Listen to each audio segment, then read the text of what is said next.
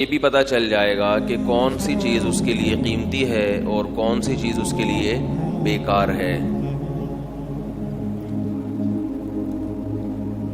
اور اگر منزل ہی کا تعین نہ ہو،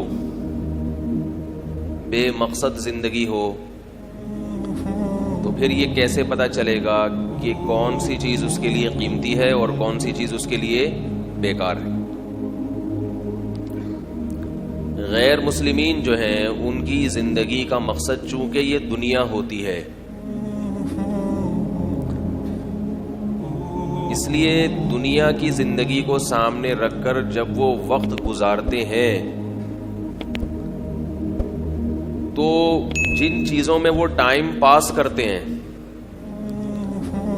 ان چیزوں کو سمجھ رہے ہوتے ہیں کہ ان میں ٹائم پاس کرنا وقت کا ضیاع نہیں ہے بلکہ وقت کو بچانا ہے، جبکہ ہمیں یہ لگ رہا ہوتا ہے کہ ان چیزوں میں ٹائم پاس کرنا وقت کو ضائع کرنا ہے. ایک مثال دیتا ہوں، انشاءاللہ اس سے بات سمجھ میں آئے گی. دیکھیے، یہ جو طلبہ اسٹڈی کرتے ہیں یا آپ کمپنی میں کسی کمپنی میں آپ جاب کر رہے ہیں اور آپ کو ٹائم کے حساب سے پیسے ملتے ہیں، ایسا بھی ہوتا ہے نا بھئی پر گھنٹہ کام کے اتنے پیسے.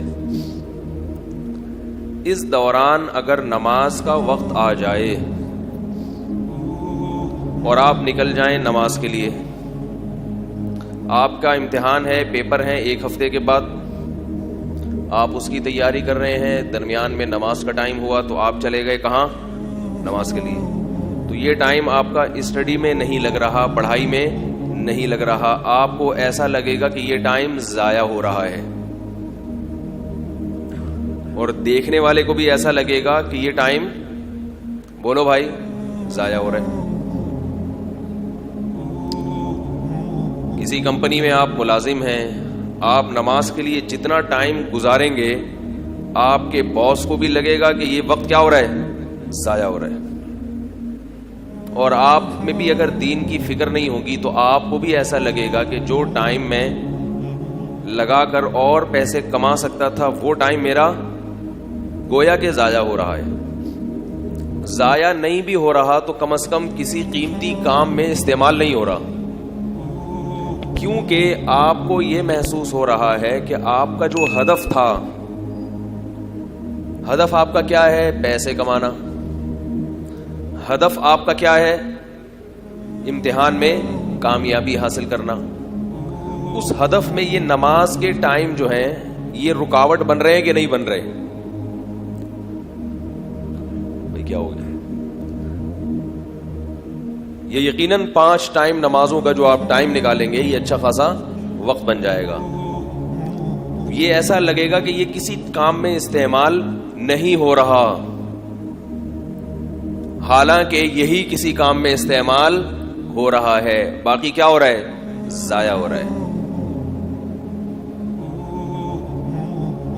اب بھی سمجھ میں نہیں آتی تو ایک اور حدیث پیش کرتا ہوں. اب یہ مثال دی ہے نا تو اب حدیث انشاءاللہ اچھی طرح سمجھ میں آئے گی. آپ صلی اللہ علیہ وسلم ایک مرتبہ گھر تشریف لائے، زوجہ سے پوچھا کہ کچھ کھانے کو ہے؟ کچھ کھانے کو ہے؟ انہوں نے فرمایا کہ کسی کے گھر سے ہدیے میں سری آئی تھی، وہ میں نے صدقہ کر دی، تھوڑا سا اس میں سے بچ گیا ہے. ساری کیا کر دی؟ صدقہ. بچ گئی ہے تھوڑی سی، تو آپ نے فرمایا کہ جو صدقہ کر دی وہ بچ گئی اور یہ تھوڑی سی، بولتے کیوں نہیں، ختم ہو جائے گی. بچی کون سی ہے؟ وہ ہے، یہ بچی تھوڑی ہے، یہ تو ختم ہو جائے گی. ہم اگر گھر پہ آئیں، اول تو آتے ہی نہیں، شادی شدہ آدمی گھر سے شروع میں تو گھر میں رہتا ہے 2-3 ہفتے، اس کے بعد گھر سے کیا ہو جاتا ہے؟ شارٹ. سالوں کا فون آتا ہے پھر آتا ہے گھر میں، اور تھوڑا سا چکر لگائے گا پھر گھر سے باہر. اول تو گھر پہ نہیں آتے، پھر اگر گھر پر آئیں اور پتہ یہ چلے کہ آپ نے جو کچھ بیگم کو لا کے دیا تھا وہ بیگم نے کیا کر دیا, کسی غریب کو صدقہ کر دیا, کیسے تیور ہوں گے اور کیسے سیخ پا ہو جائیں گے اور کیا 2-2 فٹ اچھلنا شروع ہو جائیں گے, کیونکہ محسوس یہ ہوگا کہ بھائی یہ تو ضائع کر دیا, اپنے لیے کمایا تھا اور فقیر کو دے کے ضائع کر دیا. تو آپ صلی اللہ علیہ وسلم کا چونکہ ویژن تھا جنت, اللہ کی رضا, تو آپ صلی اللہ علیہ وسلم کو یہ محسوس ہوا کہ جو صدقہ کر دیا ہے وہ تو اپنے ویژن کے لیے استعمال ہو گیا, باقی بچ گیا, جو تھوڑا سا رہ گیا ہے وہ کیا ہو جائے گا, کھا کے ختم ہو جائے گا. حالانکہ آپ صلی اللہ علیہ وسلم کے لیے تو وہ تھوڑا سا بہت ضروری تھا, کیونکہ اسی تھوڑے سر سے تو زندگی تھی. ہماری طرح تھوڑی آپ صلی اللہ علیہ وسلم سیر ہو کر کھایا کرتے تھے. آپ کی جو خوراک تھی وہ اتنی تھی کہ زندہ رہنے کے لیے جتنی خوراک ضروری ہے. لیکن اپنے گھر والوں کا ذہن بنا رہے ہیں کہ دنیا سے دل مت لگانا. بہت کم پہ آپ صلی اللہ علیہ وسلم نے گزارا کیا, بہت کم پہ, یہ بتانے کے لیے کہ یہ دنیا میرا ویژن نہیں ہے.